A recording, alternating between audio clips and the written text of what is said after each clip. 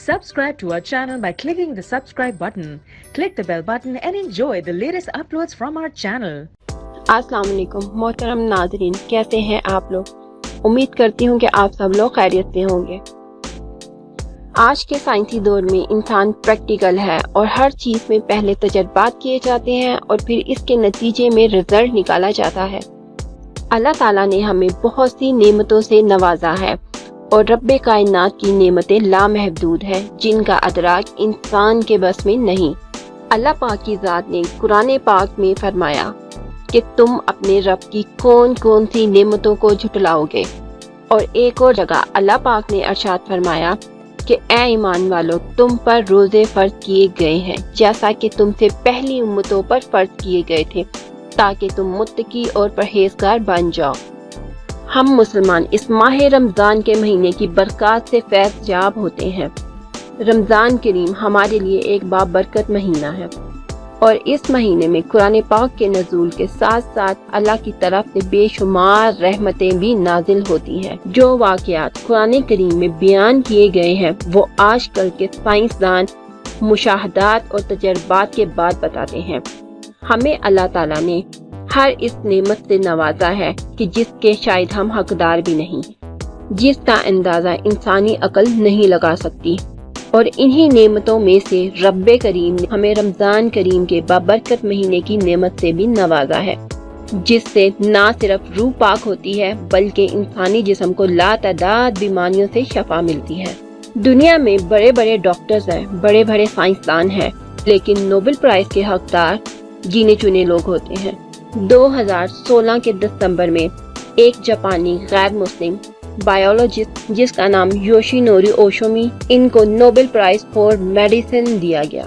जब doctor Yoshinori ओशोमी को ये प्राइज दिया जा रहा था तो इनसे पूछा गया कि आपने ऐसी क्या चीज बनाई है कि आपको दुनिया का सबसे बड़ा इनाम नोबेल प्राइज दिया जा रहा है। इस सवाल पर उन्होंने कहा कि मैंने कैंसर की दवा यानी एक ऐसा अमल खोज लिया है जिसके करने से कैंसर खत्म हो जाता है। जब हम भूखा रहते हैं हमारी बॉडी के न्यूट्रिएंट्स खत्म होने लगते हैं और भूखा रहने से हमारे जिस्म के गले सड़े हिस्सों को हमारी बॉडी खाने लगती है। इस अमल को ऑटोफैगी कहते हैं। डॉक्टर योशिनोरी ओशोमी ने कहा कि अगर आप चाहते हैं कि आपके जिस्म के अंदर के गले सड़े हिस्सों को आपका जिस्म खा ले तो आपको भूखा रहना चाहिए, और जब बॉडी ऐसे गले सड़े हिस्सों को खाने लगेगी तो कैंसर का परसेंटेज कम हो जाता है। किसी ने पूछा कि तकरीबन कितने दिन भूखा रहना चाहिए, तो उन्होंने कहा 20 से 25 दिन, तकरीबन 9 से 10 घंटा भूखा रह ले तो इसकी बॉडी इसके जिस्म से गले सड़े हिस्सों को खा लेगी और इस तरह से इसके जिस्म में मौजूद जरासीम जो कैंसर के फैलाव का बाइस बनते हैं खत्म हो जाएंगे।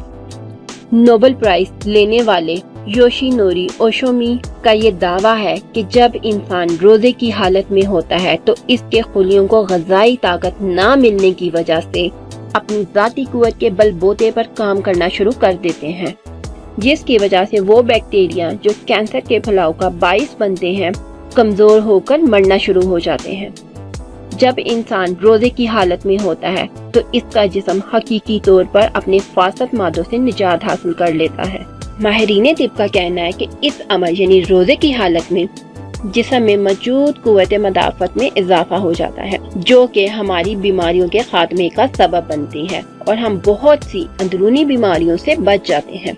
रोजे की हालत में जिस्म में खून की मिकदार में कमी दिल को आराम पहुंचाकर इसकी तक़वियत का बाइस बनती है और दिल के दबाव में कमी वाक़या होती है और खून की पैदावार में भी इजाफा मुमकिन है।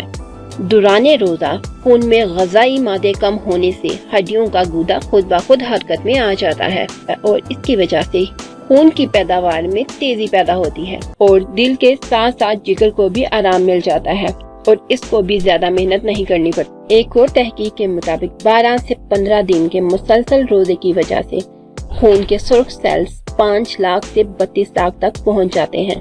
रोजे की हालत में इंसान के निज़ाम इंहज़ाम को आराम का मौका मिल जाता है और साथ ही जिगर को भी आराम का मौका मिलता है और ये अपनी बिखरी हुई ताकतों को फिर से इकट्ठा कर लेता है। रोजा न सिर्फ हमारी रूहानी बल्कि जिस्मानी नशोनुमा का बेहतरीन जरिया है।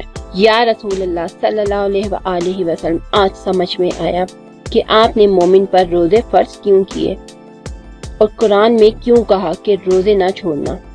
ہم روزے اس لیے رکھتے ہیں کہ ہمارے اللہ کا حکم ہے اور ہمارے پیارے نبی صلی اللہ علیہ وآلہ وسلم کا حکم ہے۔ جاپان کے ڈاکٹر یوشی نوری اوشومی کو دنیا کا سب سے بڑا نوبل پرائز دیا گیا آٹوفیگی کے لیے۔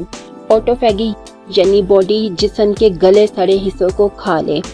آج سے 1438 سال پہلے کوئی یہ ہمیں دے گیا، بس ہمارا نظریہ کچھ اور تھا، اور ایک جاپانی اٹھا اور اس نے اس پر ریسرچ کی اور دینی پڑھائی کو دنیاوی پڑھائی سے ملا کر دیکھا، اور آج دنیا نے اسے دنیا کا سب سے بڑا نوبل پرائز دے دیا۔ اللہ رب العزت نے قرآن مجید میں فرمایا، تم غور کیوں نہیں کرتے کہ اللہ نے یہ کائنات کیسے بنائی۔ امید کرتی ہوں کہ آپ لوگوں کو میری یہ ویڈیو پسند آئی ہوگی۔ پلیز اپنے دوستوں کے ساتھ شیئر کرنا مت بھولے گا۔ دعاؤں میں یاد رکھیے گا۔ شکریہ۔